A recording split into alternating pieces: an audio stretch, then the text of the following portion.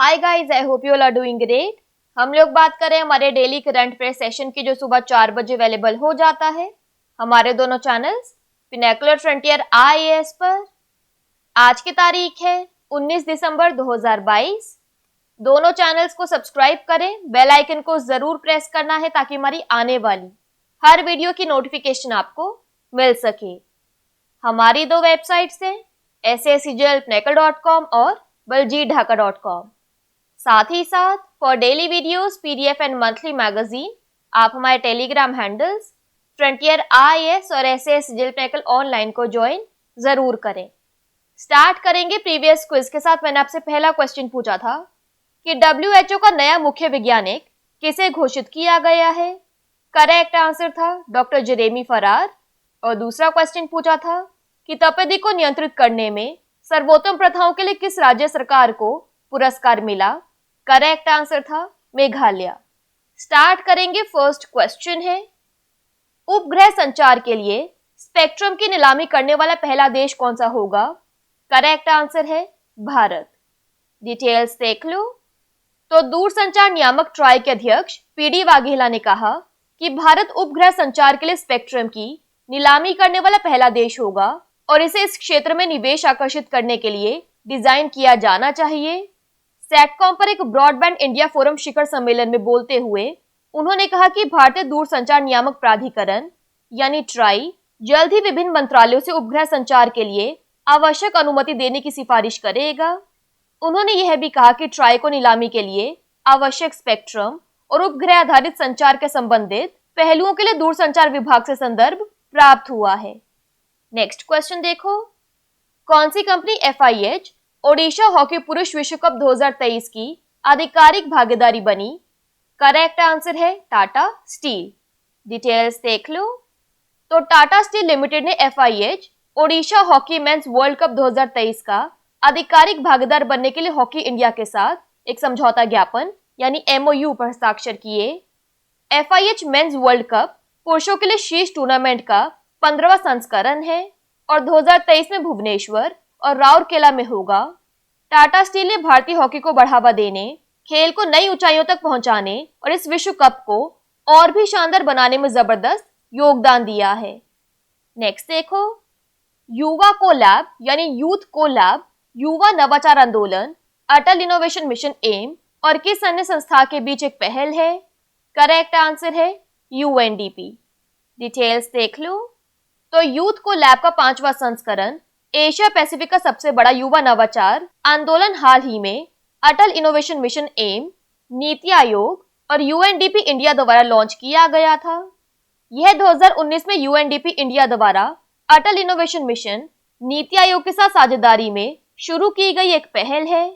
इसका उद्देश्य नेतृत्व, सामाजिक नवाचार और उद्यमिता के माध्यम से सतत विकास लक्ष्यों SDG के कार्यान्वयन में तेजी लाने के लिए युवाओं को सशक्त बनाने के लिए एशिया प्रशांत देशों के लिए एक सामान्य एजेंडा स्थापित करना है।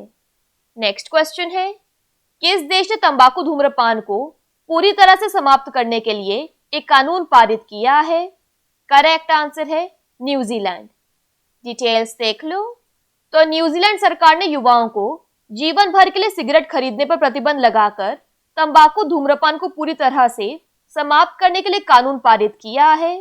न्यूजीलैंड में धूम्रपान मुक्त वातावरण और विनियमित उत्पाद धूम्रपान तंबाकू संशोधन विधेयक पारित किया गया है, जिसका उद्देश्य न्यूजीलैंड को 2025 तक धूम्रपान मुक्त बनाना है। बिल का उद्देश्य 1 जनवरी 2009 के बाद पैदा हुए किसी भी व्यक्ति को तंबाकू की बिक्री पर प्रतिबंध लगाना और देश में सिगरेट के रिटेलर्स की संख्या को कम करना है। बिल को न्यूजीलैंड की संसद में द्विदलीय समर्थन मिला है और प्रधानमंत्री जेसिंडा अर्डेन ने भी धूम्रपान रहित तंबाकू उत्पादों में निकोटिन की मात्रा को कम करने की योजना बनाई है। बिल के पारित होने से राष्ट्रीय व्यापी तंबाकू रिटेलर्स की संख्या 6000 की वर्तमान संख्या के लगभग 10वें हिस्से तक कम हो जाएगी। बात करें यहाँ पर न्यूजीलैंड की, तो इसकी कैपिटल है वेलिंगटन, करेंसी है न्यूजीलैंड डॉलर, PM है जेसिंडा अर्डेन। नेक्स्ट क्वेश्चन है, सेना प्रशिक्षण कमान ने उत्कृष्टता केंद्र स्थापित करने के लिए किस संस्थान के साथ समझौता ज्ञापन पर हस्ताक्षर किए हैं।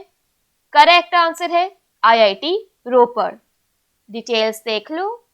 तो भारतीय प्रौद्योगिकी संस्थान रोपड़ और भारतीय सेना के आर्मी ट्रेनिंग कमांड ने प्रमुख संस्थान में रक्षा और सुरक्षा में अध्ययन और अनुप्रयुक्त अनुसंधान के लिए उत्कृष्टता केंद्र स्थापित करने के लिए एक समझौता ज्ञापन MOU पर हस्ताक्षर किए हैं। समझौता ज्ञापन पर IIT रोपड़ के निदेशक राजीव आहूजा और 8 रैंक के general officer commanding in chief lieutenant general SS महल ने हस्ताक्षर किए। IIT रोपड़ अपने ऑन कैंपस और ऑफ कैंपस कार्यक्रम के हिस्से के रूप में अनुसंधान और नवाचार पर सशस्त्र बलों, केंद्रीय सशस्त्र पुलिस बलों, खुफिया एजेंसियों और राज्य पुलिस बलों के सुरक्षा चिकित्सकों के लिए शैक्षिक कार्यक्रमों पर जानकारी के आदान प्रदान के रूप में प्रशिक्षण कार्यक्रमों को भी क्यूरेट करेगा। नेक्स्ट क्वेश्चन है, किस भारतीय पहल को पार्टियों के सम्मेलन द्वारा जैव विविधता पर सम्मेलन द्वारा मान्यता दी गई है? करेक्ट आंसर है नमामि गंगे। डिटेल्स देख लो। तो नमामि गंगे पहल को विश्व बहाली दिवस पर मॉन्ट्रियल कनाडा में जैव विविधता पर सम्मेलन के पक्षकारों के 15वें सम्मेलन COP15 के दौरान मान्यता दी गई थी। गंगा नदी को फिर से जीवंत करने के लिए नमामि गंगे की पहल को प्राकृतिक दुनिया को पुनर्जीवित करने के उद्देश्य से शीर्ष 10 विश्व बहाली फ्लैगशिप में से एक के रूप में मान्यता दी गई थी। इन पहलों का चयन संयुक्त राष्ट्र के पारिस्थितिकी तंत्र बहाली पर दशक के तहत किया गया था। नमामि गंगे को दुनिया भर के 70 देशों में से ऐसी 150 से अधिक पहलुओं में से चुना गया था।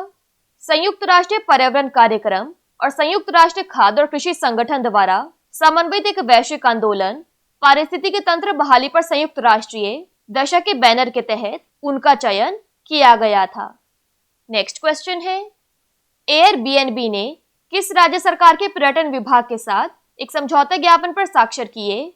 करेक्ट आंसर है गोवा। डिटेल्स देख लो।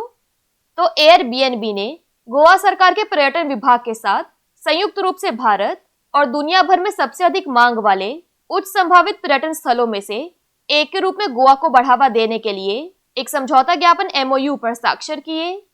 इस साझेदारी का उद्देश्य उन अनूठे स्थलों की यात्रा को प्रोत्साहित करना है जो कम ज्ञात हैं और राज्य में आर्थिक रूप से पुनर्योजी समुदाय के नेतृत्व वाले पर्यटन को सक्षम बनाते हैं।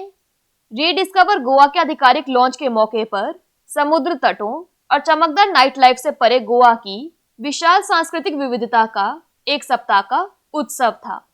बात करें यहाँ पर गोवा की, तो इसकी कैपिटल है पानाजी, CM है प्रमोद सावंत, गवर्नर है PS Sreedharan Pillai. Next question है, प्रधानमंत्री कौशल को काम कार्यक्रम यानी PM-KKK का नया नाम क्या है? करेक्ट आंसर है प्रधानमंत्री विरासत का संवर्धन, that is PM Vikas. Details देख लो। तो अल्पसंख्यक कार्य मंत्री स्मृति जुबिन ईरानी ने बताया कि प्रधानमंत्री कौशल को काम कार्यक्रम का नाम अब प्रधानमंत्री विरासत का संवर्धन PM विकास योजना रखा गया है। एकीकृत योजना मंत्रालय की 5 पूर्ववर्ती योजनाओं को मिलाती है। सीखो और कमाओ, उस्ताद, हमारी धरोहर, नई रोशनी और नई मंजिल। इस योजना को 15वें वित्त आयोग की अवधि के लिए कैबिनेट द्वारा अनुमोदित किया गया है। PM विकास का उद्देश्य कौशल विकास, शिक्षा, महिला नेतृत्व और उद्यमिता के घटकों का उपयोग करके अल्पसंख्यकों, विशेष रूप से कारीगर समुदायों की आजीविका में सुधार करना है। यह घटक योजना के अंतिम उद्देश्य में से एक दूसरे के पूरक है ताकि लाभार्थियों की आय में वृद्धि की जा सके और क्रेडिट और बाजार लिंकेज की सुविधा प्रदान करके सहायता प्रदान की जा सके। नेक्स्ट क्वेश्चन है, विजय दिवस कब मनाया जाता है? करेक्ट आंसर है 16 दिसंबर। डिटेल्स देख लो। तो 1971 के बांग्लादेश मुक्ति संग्राम में पाकिस्तान पर भारत की जीत के उपलक्ष्य में राष्ट्रीय विजय दिवस मनाता है। इस दिन युद्ध के लिए अपने प्राणों की आहुति देने वाले वीरों को याद किया जाता है और उन्हें श्रद्धांजलि दी जाती है। 16 दिसंबर 1971 को पाकिस्तानी सेना के प्रमुख जनरल अमीर अब्दुल्ला खान नियाजी ने 93,000 सैनिकों के साथ ढाका में लेफ्टिनेंट जनरल जगजीत सिंह अरोड़ा के नेतृत्व वाली सहयोगी सेना को उनकी हार के बाद बिन शर्त आत्मसमर्पण कर दिया। युद्ध की समाप्ति के परिणाम स्वरूप बांग्लादेश की स्वतंत्रता हुई। लास्ट क्वेश्चन है आज के सेशन के लिए, सूर्य किरण भारत और किस देश के बीच आयोजित एक संयुक्त प्रशिक्षण अभ्यास है? करेक्ट आंसर है नेपाल। डिटेल्स देख लो। तो भारत और नेपाल के बीच भारत नेपाल संयुक्त प्रशिक्षण अभ्यास सूर्य किरण का 16वां संस्करण नेपाल आर्मी बैटल स्कूल साल झंडी में शुरू हुआ। सूर्य किरण अभ्यास प्रतिवर्ष भारत और नेपाल के बीच आयोजित किया जाता है। पिछले साल इसका 15वां अभ्यास उत्तराखंड के पिथौरागढ़ में हुआ था। संयुक्त अभ्यास सामान्य तौर पर आतंकवाद रोधी अभियानों और आपदा प्रतिक्रिया तंत्र में इकाई स्तर पर सामरिक संचालन की योजना और संचालन के साथ साथ आपदाओं के प्रबंधन में सशस्त्र बलों की भूमिका के लिए संयुक्त अभ्यास के विकास पर केंद्रित करेगा। बात करें यहाँ पर नेपाल की तो इसकी कैपिटल है काठमांडू, करेंसी नेपालीज रूपी। क्विकली बात कर लेते हैं आज के सेशन की समरी की। तो सैटेलाइट कम्युनिकेशन के लिए स्पेक्ट्रम की ऑक्शन करने वाला पहला कंट्री होगा India. FIH Odisha hockey men's world cup 2023 का ऑफिशियल पार्टनर है Tata Steel. Youth colab youth innovation movement M और UNDP के बीच पार्टनरशिप में लॉन्च्ड एक इनिशिएटिव है। टोबैको स्मोकिंग को कंप्लीटली एंड करने के लिए लॉ पास किया न्यूजीलैंड ने। सेंटर ऑफ एक्सीलेंस को सेटअप करने के लिए आर्मी ट्रेनिंग कमांड ने IIT रोपड़ के साथ MOU साइन किया। कॉप द्वारा कन्वेंशन ऑन बायोडाइवर्सिटी द्वारा नमामि गंगे को रिकॉग्नाइज किया गया है। Airbnb के साथ गोवा के डिपार्टमेंट ऑफ टूरिज्म ने MOU साइन किया। प्रधानमंत्री कौशल को काम कार्यक्रम का नया नाम है प्रधानमंत्री विरासत का संवर्धन। विजय दिवस 16 दिसंबर को मनाया जाता है और सूर्य किरण एक जॉइंट ट्रेनिंग एक्सरसाइज है बिटवीन इंडिया एंड नेपाल। बात कर लेते हैं आज के सेशन के क्विज फॉर द डे की। आपका पहला क्वेश्चन है, भारत अंतर्राष्ट्रीय विज्ञान महोत्सव किस शहर में आयोजित किया जाएगा? और आपका दूसरा क्वेश्चन है, भारत में किस राज्य केंद्र शासित प्रदेश ने सभी परिवारों के लिए एक अद्वितीय अल्फान्यूमेरिक पहचान संख्या पेश करने का प्रस्ताव दिया है? दोनों क्वेश्चंस हमारे प्रीवियस सेशन से हैं। इन केस आंसर नहीं आएगा तो उनको चेक कर लेना। दोनों चैनल्स को सब्सक्राइब करें, बेल आइकन को जरूर प्रेस करना है ताकि हमारी आने वाली हर वीडियो की नोटिफिकेशन आपको मिल सके। हमारी दोनों वेबसाइट्स और टेलीग्राम हैंडल्स को ज्वाइन जरूर करना है। Thank you so much. I will see you in my next session.